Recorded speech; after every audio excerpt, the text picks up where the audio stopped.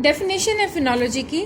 पहले इसको थोड़ा सा डिस्क्राइब किया गया है इंट्रो दे के कि ये क्या है। To study how sound are organised and used in natural language is called phonology. Organise करके यानी कि प्रॉपर एक सिस्टमेटिक प्रोसेस में लेके आके जब लफ्ज़ों को अरेंज किया जाता है किसी प्री अरेंज्ड सिस्टम से और फिर उसको बोला जाता है, तो ये जो सारा प्रोसीजर है वर्ड्स प्रोनाउंसिएशन का, it's called phonology. It is derived from Greek word phonologos, phono plus logos means sound plus word speech. Phonology is the study of the sound system of language according to Bloomfield. Bloomfield जो है ये एक linguist का नाम है। Phonology is essentially the description of systems and patterns of speech sound in a language. Speech sound यानी कि बात करते हुए जो sound produce किया जाता है from mouth, वो speech sound होते हैं। हालांकि अब वैसे देखा जाए जैसे सिंगिंग है उसको हम लैंग्वेज नहीं काउंट करते, क्योंकि वो जो है वो उसमें फिर ये हो जाता है कि आवाज़ जो है या जैसे क्योंकि उसमें एक स्पेशल कोई भी सॉन्ग जो है वो उसके लिरिक्स जो हमारे पास होते हैं उसके अकॉर्डिंग ही वो वर्ड्स को थोड़ा खींच के बोलना पड़ता है या इस तरह। लैंग्वेज जो होती है वो तो प्लेन है, यानी प्लेन में आपने बात की, और फिर कुछ राग होते हैं ऐसे कि जिसमें वर्डिंग नहीं होती, सिर्फ राग। तो ये सिंगिंग जो है वो लैंग्वेज में काउंट इसलिए नहीं की जाती। तो फिर लैंग्वेज जो है जब उसमें हम एक पैटर्न के साथ ऑर्गेनाइज करके वर्ड्स को प्रोनाउंस करेंगे और साउंड प्रोड्यूस होगी, यानी वर्ड्स जो है वर्ड्स कैसे हम प्रोनाउंस करते हैं थ्रू साउंड, आवाज़ के ज़रिए। तो ये सारा जो है ये आवाज़ का साइकिल है जो इसमें डिस्कस होगा। According to Lord Trolt, phonology involves two studies, that is the study of the production किस चीज़ की है, आवाज़ की है, वॉइस की है। ट्रांसमिशन, फिर उस आवाज़ को ट्रांसमिट किया जाता है, क्योंकि बेसिकली है तो ये एयर पैसेज ही ना, जो अंदर जा रहा है सांस के ज़रिए और एयर बाहर आ रही है, तो बस उसके थ्रू ही जो है वॉइस वो प्रोड्यूस होती है। तो ये फिर उस एयर को वॉइस में जो ट्रांसमिशन की जाती है उसकी, यानी चेंज किया जाता है, उसको हम इसमें पढ़ते हैं the reception of speech sound, a discipline known as phonetics, and the study of sound patterns of a specific language, a discipline known as phonetics। यानी ये दोनों में, या फेनोमिक्स भी इसको कहेंगे, फेनोमिक्स और फिनोलॉजी को इसमें दोनों तरह से उसने एक्सप्लेन किया हुआ है कि फिनोटिक्स जो है वो फिर आगे इसकी ब्रांच में चली गई, वो क्या है, और जो है फिनोलॉजी या फोनेमिक्स ये क्या है। तो ये दोनों ही आप कर लीजिएगा, ब्लूमफील्ड की भी थ्योरी कर लें और ट्रॉल्ट की भी कर लें। In order to fulfil the communicative functions language organise their material and vocal noise यानी आवाज़ का जो शोर होता है, जो इसकी गूंज है, जो आवाज़ है, into recurrent bits and pieces. Pieces से मुराद ये कि हर लफ्ज़ जो है वो अब क्योंकि अलग अलग होता है, सेपरेट होता है एक दूसरे से। Arranged in sound patterns, it is the study of this formal organization of language which is known as phonology. Difference between phonetics and phonology. अब डिफरेंस को देखेंगे हम। वैसे आप ये कोई इस तरह से कर सकते हैं कि कॉलम्स बना के डिफरेंसेस लिख सकते हैं या नंबरिंग करके लिख सकते हैं, लेकिन पहले आप थोड़ा सा एक्सप्लेन करेंगे, फिर आगे चार्ट बना लेंगे तो वो ईजी हो जाएगा। The difference between phonetics and phonology is that of generality and particularity, यानी एक चीज़ जो कॉमन है, जनरल है, आम है, और एक जो पार्टिकुलर है, ख़ास, स्पेशल है। Whereas phonetics is the science of speech, ये आप लिख भी सकते हैं सेपरेटली कि साइंस ऑफ स्पीच है, sounds, their production, transmission and reception, and the science to represent them in general with no particular reference to any one language. Phonology आगे क्या है कि phonology is the study of vocal sound, यानी कि वहाँ vocals जो chords हैं, एक ये जो कल आपने फिर सारी वो डायग्राम स्टडी की हुई है, तो वो हर ऑर्गन जो है वो किस तरह से पार्टिसिपेट कर रहा है इस चीज़ में। एंड साउंड चेंजेस, फिर साउंड जो है वो चेंज कैसे हो रही है, यानी कि उसकी पिच को हम हाई भी कर सकते हैं, लो भी कर सकते हैं। जैसे अब शाउटिंग कर रहा हो कोई तो उसकी आवाज़ बहुत लाउड हो जाती है, जब कोई विस्परिंग कर रहा हो तो बड़ी स्लो हो जाती है। तो ये चेंजेस हैं, ये भी हम इसमें फिनोलॉजी में फिर पढ़ते हैं।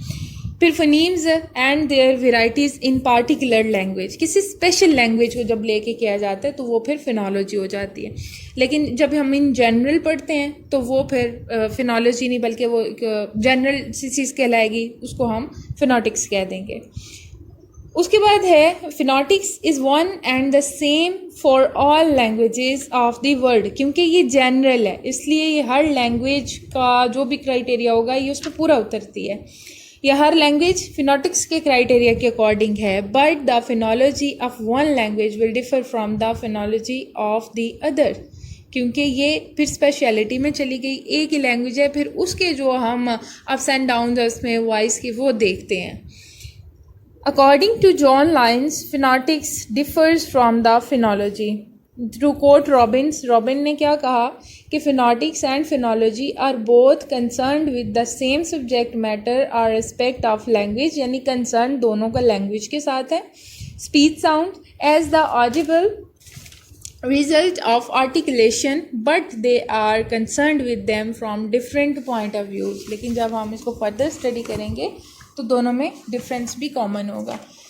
फिनोटिक्स है और फिनोलॉजी, अब देखें यहाँ पे दो तीन पॉइंट बल्कि जो है ना वो लिखे हुए हैं, आप इसको और भी कर सकते हैं, ज़्यादा भी कर सकते हैं।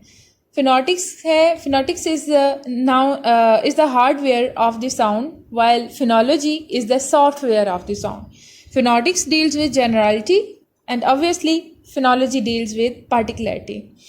Phonetics deals with the constrained aspects of language and phonology deals with the abstract aspects of language. Abstract जो कि direct present नहीं है। उसके बाद है some major concepts parts of phonology, some segmental phonology analysis speech into discrete या smallest कर लें segments such as, segment का मतलब ये होता है ना particles कहा जाता है, ये components होते हैं, such as phonemes, phones and allophones। अब ये क्या है? phoneme थोड़ा बहुत आप वो मॉर्फोलॉजी में पढ़ चुके हैं, आगे फिर उसकी डिफरेंट यहाँ पे टाइप्स हैं जो आपने देखनी है। फनीम क्या है सबसे पहले ये देखेंगे। The phoneme comes from Greek word phonema which means a sound. It is a minimum distinct functional unit and minimal unit of speech sound, यानी सबसे जो एक आप कहते हैं ना smallest, यानी जिसको फर्दर और इससे ज़्यादा मज़ीद डिवाइड नहीं किया जा सकेगा। तो ये जो लास्ट यूनिट यानी आखिरी इकाई होती है वो फनीम होता है। जैसे सिंगल लेटर है, पी कर लें या टी हो गया या एस कर लें, यानी कि ये जो वर्ड्स हैं ये फिनोम, एक लेटर जो होता है वो इसमें आता है, मिनिमल यूनिट आ जाता है। Phoneme can be defined as a unit, a rubric, a bundle of sound features, क्योंकि इससे फिर आगे जैसे बंडल ऑफ साउंड है ना, वो वी कैन प्रोड्यूस, एक अल्फ़ाबेट को ले लिया या एक लेटर को ले लिया, जब उसका कॉम्बिनेशन किया जाता है डिफरेंट लेटर्स के साथ तो फिर ये होता है कि उसकी वॉइस की प्रोडक्शन हो जाती है। तो बंडल ऑफ साउंड हो गया। फिर उसके बाद है फीचर्स और the smallest contrastive linguistic unit which may bring about a change of meaning, यानी कि वो अब सिंगल जो कोई भी अल्फ़ाबेट है वो अपना कोई भी मतलब नहीं दे रहा होता या कुछ भी मीनिंग नहीं हम ले सकते, कुछ भी हमें पता नहीं चलता, जस्ट इट्स अ साइन और इट्स अ सिंबल। तो फिर जब उसको अरेंज किया जाता है, मिलाया जाता है, उसका कॉम्बिनेशन होता है बाकी डिफरेंट फिनेम्स के साथ, तो फिर वो कोई सेंस क्रिएट करते हैं। Most linguists have regarded phonemes as one of the basic unit of language, but they have not all defined the phonemes in the some way. Some linguists like Bloomfield and Daniel Johns have described phonemes in purely physical term. Other like Spare, ये यहाँ पे जो है ना वो आप comparison कर रहे हैं डिफरेंट लिंग्विस्ट का आपस में कि उन्होंने फिनेम्स को कैसे डिफ़ाइन किया है या उनकी क्या डिफरेंट अप्रोच है।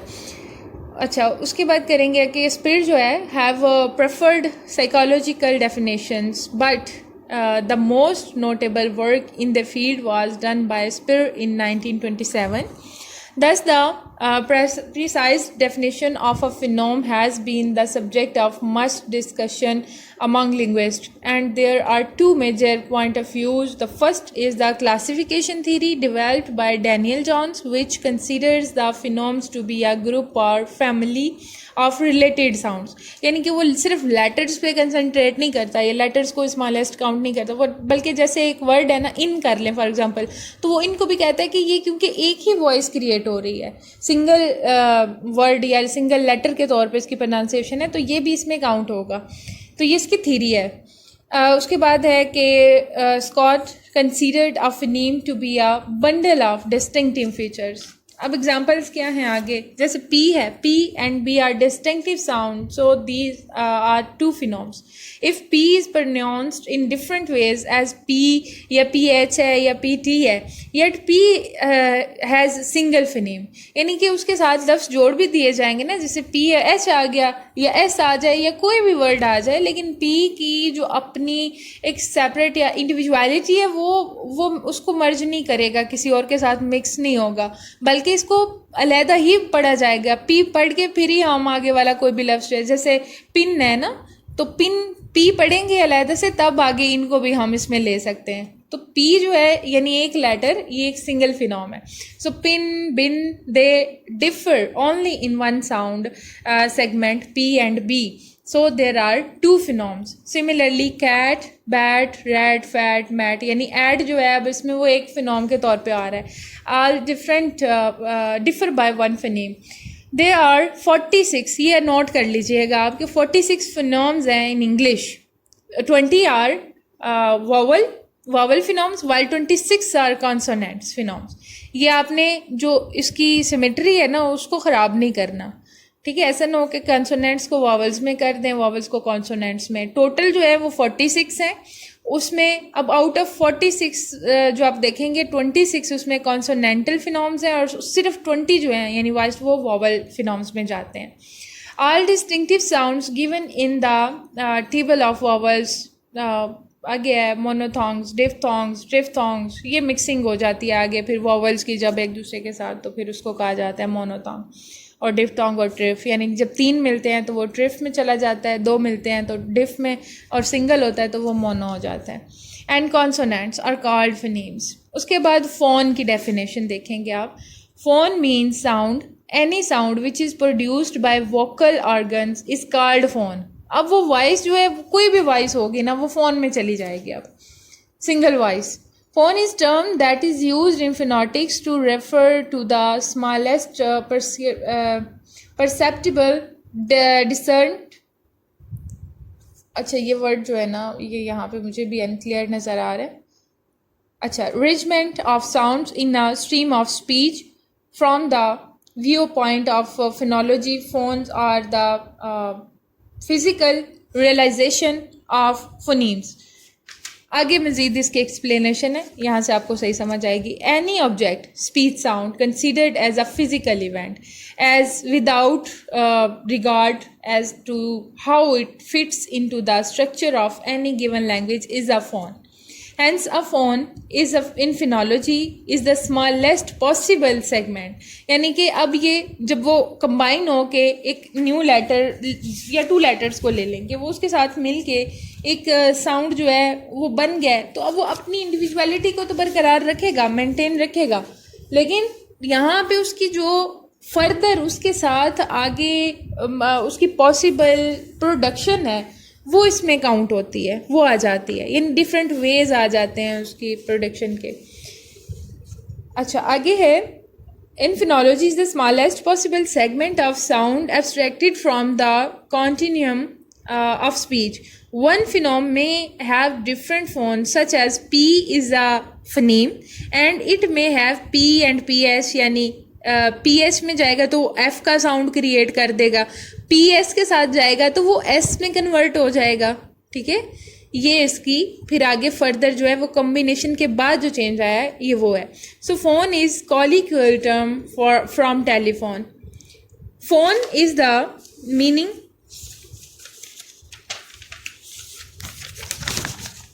meaning of the strength of sound. Phone is represented within brackets conventionally as, जैसे अब बी है, टी है या पी है. Whereas phenom is represented with in the smallest as जैसे अब यहाँ पे जो है ना उसमें ब्रैकेट मस्ट है, इसमें जस्ट आप लाइनिंग करके तो दरम्यान में वो वर्ड लिख देते हैं. और इस तरह का जो वर्ड लिखा होता है ब्रैकेट वाला जो वर्ड, वो इंडिविजुअलिटी में ज़्यादा कह लें कि अपनी इंडिविजुअलिटी ज़्यादा मेंटेन रखता है. लेकिन जो हम जस्ट लाइनिंग करके उसमें कोई भी वर्ड लिख देंगे, कोई भी साउंड लिख देंगे, वो एक साउंड के लिहाज से मतलब समझ लें कि एक जैसे बात की जाती है तो वो थोड़ी सी वॉइस जो है वो हार्ड रखी जाती है, लाउड रखी जाती है. विस्परिंग की जाएगी तो बड़ी हल्की सी आवाज़ होगी. तो वो उसकी सॉफ्टनेस के लिए जो है ना उस तरह की फिर उसकी लाइनिंग या उसका साइन जो है वो ऐसा कि लाइनिंग करके उसके लेफ़्ट एंड राइट और दरम्यान में फिर आप वो लफ्ज़ लिख देंगे. इनकन्वेंशनल. उसके बाद है सेस्टमेंट ऑफ फिज़िकल वर्ड और सिंबल फॉर साउंड.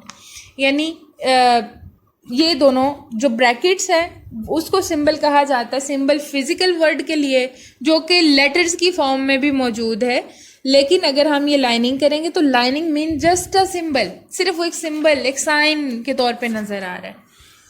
एग्जाम्पल है आगे जैसे देखें टी है, टी वर्ड है हमारे पास. साउंड फोनीम जो है वो अब उसको हमने लाइनिंग करके मतलब उसको सिंबलाइज कर दिया कि ये वर्ड जो है ये टी है. अब उसके आगे फर्दर फोन्स क्या बनेंगे. टी के साथ एच लग गया या सिंपल टी जो है वो भी एक फ़ोन है, एच लगा दिया, वो फिर टी के बाद द की आवाज़ में चला जाएगा, वो भी एक फोनोम में हो गया. फिर उसके बाद सिंपल टी लगा दें तो यानी ये सारा जो सेट है ये एलोफोन्स के साथ है. एक मेन हमारे पास फ़ोन टी है, फ़नीम भी है, फिर उसके डिफरेंट फ़ोन्स आगे जब हमने डिवाइड किए तो ये हमारे पास पूरा सेट बन जाता है. आगे हम एलोफोन्स को फिर डिस्कस करेंगे कि एलोफोन्स क्या हैं. एलोफोन्स अब आगे डिफाइन करेंगे आप इस तरह से कि a set of phones all of which are variants of one phoneme are called allophones of that phoneme. The variant forms of a phoneme are called allophones. मतलब जब उसकी वैरायटी आ जाती है ना, यानी उसको कॉम्बिनेशन के साथ जब बताया जाता है तो वो एलोफोन्स, और ये फिर शॉर्टर होते हैं, ग्रेटर नहीं होते phoneme से. An allophone is a speech sound which is one of the number of varieties of a phoneme. Such a variant can be either in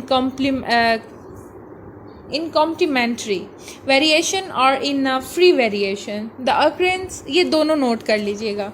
The occurrence of a particular allophone may be determined by in environment or it may be in free variation. Examples में फिर आगे आपको इसका मज़ीद पता चल जाएगा. फिलहाल आगे डिफ़ाइन ही किया हुआ है इसको कि some sounds the native speaker things are the same while other are different in linguistic has to figure out what sound are group together as the same. जैसे कि अब फॉर एग्ज़ाम्पल उर्दू में अगर आप बात करें ना, एक लफ्ज़ है सीन है, स्वाद है या से है. अब कोई नेटिव है उसको तीनों में डिफरेंस पता है, वो लिखने में भी उस डिफरेंस का ख्याल रखेगा, बोलने में भी वो केयरफुल रहेगा, यानी हर लफ्ज़ की प्रोनाउंसिएशन अलग करेगा.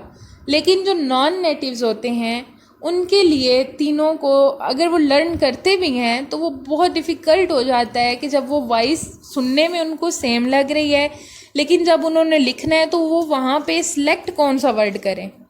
तो ये जो कन्फ्यूजन्स वाली चीज़ें होती हैं ना सारी, ये एलोफोन्स की वजह से ही होती हैं, स्पेशली फॉर नॉन नेटिव्स. अच्छा आगे देखें. द इंग्लिश वर्ड्स पेन और फिर पैन यानी पैन ए और ई वाला ये आगे, एंड स्पैन और span contain the English phoneme P. अब मेन इसमें पी फिनोम है. A native speaker cannot know the difference in sound P in these words, but a linguist can find two instances of the phoneme P does not sound alike. यानी दोनों में लफ्ज़ मुख्तलिफ है. जैसे आप देखें अमेरिकन एक्सेंट जो है वो और तरह का है. ये जो आपने वो IP रूल और NP पढ़ा है ना, ये उसमें सारी चीज़ें आती हैं कि NPA में कि जो नेटिव्स होते हैं किसी भी, अब जैसे अमेरिकन्स की मैं एग्जांपल दूं, उनका एक्सेंट और होगा, जो फ्रेंच होंगे उनका और होगा, डचेस का और है, और जो ब्रिटिशर्स हैं उनका एक्सेंट और होता है। यानी वर्ड सेम होता है लेकिन जब उसको प्रोडक्शन उसकी होती है साउंड की तो उसमें फिर डिफरेंस आ जाता है। तो वो डिफरेंस जो है वो नेटिव्स या जो स्पीकर्स हैं किसी उस लैंग्वेज के जिसमें वो डिफरेंस फील कर सकते हैं वो फिर हाईलाइट कर देते हैं या उन्हें पता चल जाता है कि क्या है। इसी तरह जो लिंग्विस्ट होता है वो भी जब किसी स्पेसिफिक लैंग्वेज को स्टडी करता है तो वो फाइंड आउट कर लेता है कि डिफरेंस जो है वो फोनीम्स में या ये जो एलोफोन्स आ रहे हैं, यानी हर चीज़ को डिफरेंटली वो स्टडी कर सकता है कि वो क्या है, ये डिफरेंस फाइंड आउट कम से कम कर सकता है। An example of allophones occurring in the variation of the southern British English यानी RP is the R between vowels or as in very, which can occur either as a flap or as a fricative। fricative यानी वो थोड़ी सी जैसे friction के साथ R ऐसे रे की आवाज़, और कुछ में होता है कि आर को बिल्कुल साइलेंट, जैसे कि खार। तो अब खार में इतनी सेकंड में जो है वो इतनी फ्रिकेटिव वो नहीं है या इतनी फ्रिक्शन नहीं है, लेकिन फर्स्ट में अगर मैं बोलूँ कार तो ये फ्रिक्वेशन जो है वो ज़्यादा आ गई। तो ये डिफरेंस है, ये एलोफोन्स की वजह से डिफरेंस क्रिएट होता है। Thus allophones are phonetic variants. They are what is this word? They are, चलें नेक्स्ट करें, कंटेक्चुअल। कंटेक्चुअल मीन्स कि जिसको लिख लिया जाता है या उसका जो बैकग्राउंड है या उस वर्ड, जैसे अभी सीन या एस और सी को ले लें। चलिए इंग्लिश में बात के वर्ड्स की कर लेते हैं कि सी और एस जो है ये दो अगर हम एलोफोन्स के तौर पे अगर हम सोचें तो जब तक हम नेटिव नहीं या नेटिव्स को बात करते नहीं देखते या हमें सिखाया नहीं जाता तब तक हमें भी सी और एस का डिफरेंस नहीं पता चलता। लेकिन फिर आगे इसमें जो है ना वो चेंज ये आ जाता है कि अब जैसे केमिस्ट्री है, अब सी एच जो है वो सम टाइम खे की आवाज़ में आ रहा होता है, सम टाइम जो है वो उसके लिए हम चे की आवाज़ निकालते हैं। तो फिर जो है ना वो जैसे अब चेंज है तो चे की आवाज़ यहाँ पे चेंज में आ रही है, लेकिन केमिस्ट्री पढ़ेंगे तो वहाँ पे या केमिकल पढ़ेंगे तो वो के की आवाज़ दे रहा है। ठीक है, तो ये डिफरेंसेस जो होते हैं ये एलोफोन्स की वजह से हैं कि एलोफोन्स की प्रोडक्शन जो है वो अलग है, उनकी ट्रांसमिशन अलग है। तो जब हमें उन वर्डिंग का या उन अल्फ़ाबेट्स का सही से पता चल जाता है तो फिर हम इन एलोफोन्स को डिफरेंटली फाइंड आउट करके एक्सप्लेन कर सकते हैं कि ये क्या हैं। The allophones are phonetic. अच्छा ये हो गया कंस्ट्रक्चुअल और conditional varieties alternates of phenoms according to the Traeger and Smith an outline of English structure। ये इनकी बुक है जिसमें उन्होंने बताया linguist identifies these allophones in the following way। अब कैसे इसको फाइंड आउट किया जाता है, कुछ रूल्स हैं, कुछ प्रिंसिपल्स हैं इसके। The sound should be phonetically similar, कि एलोफोन्स हमेशा वो होंगे जिसमें कि फिनोटिकली यानी उसकी आवाज़ जो है प्रोडक्शन या उसको सुनने में कोई डिफरेंस ना लग रहा हो, डिफरेंस फील ना हो। They should be in the complementary distribution. They should exhibit pattern congruity with neither groups of sound। Examples आगे इसकी देखें। Examples में है P है तो P को पैक और पैक।